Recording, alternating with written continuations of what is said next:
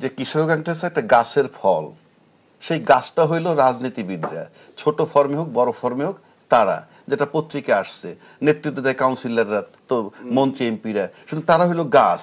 ওই গাছ জীবিত থাকলে ফল হবে। পুলিশ করতেছে কি, এই ফলটা ধরে নিচ্ছে, তাতে কি হবে, কিশোরগঞ্জ আবার প্রডিউস হবে, কারণ গাছ তো আছে, গাছের ডালপালা দেখবে শীতকালে কেটে দেয়, কিন্তু আবার সময় মতো কিন্তু এখানে পাতা হয়, সব কিছু হয়। সুতরাং গাছটা হলো মেইন জায়গায়। সেকেন্ড থিং, দুটো কারণে বাংলাদেশে কিশোর গ্যাং বন্ধ হবে না, বর্তমান যে পরিস্থিতি তার কারণে বলছি। নাম্বার ওয়ান, ওই যেটা বললাম, গাছ থাকলে ফল হবে, ফল হলো কিশোর গ্যাং। আর যদি আপনি অন্যভাবে পলিটিক্যাল ভাবে আসেন, দুইটা ধাপে কিন্তু রাজনীতি বাংলাদেশের প্রশাসন ভাগ করা, দুইটা ভাবে। একটা হলো যদি আপনি জাস্ট স্টেট প্রশাসনের দিকে আসেন, সেখানে কি প্রশাসন, সরকার প্রধান, স্বরাষ্ট্রমন্ত্রী, আইজিপি, তারপরে ডিবি, এসবি ইত্যাদি ইত্যাদি, তারপরে এসপি লেভেল, তারপরে স্মলেস্ট ইউনিট কোনটা, থানার ওসি। উল্টা দিকে আসেন, সংসদ নেতা, দলীয় প্রধান, সংসদ সদস্য, উপজেলা চেয়ারম্যান, ইউনিয়ন চেয়ারম্যান, তারপরে ধাপটা কিশোর গ্যাং।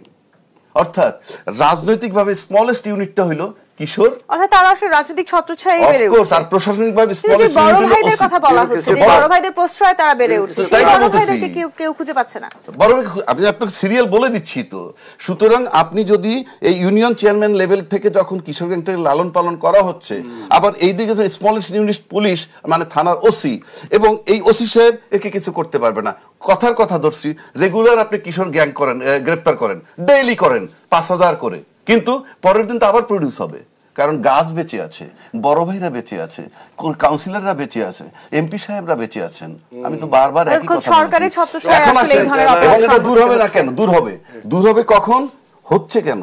দূর হবে যদি দেশে সুস্থ রাজনীতি, সুস্থ গণতন্ত্র, সুষ্ঠু নির্বাচন নিশ্চিত করা যায়, তখনই এটা সম্ভব।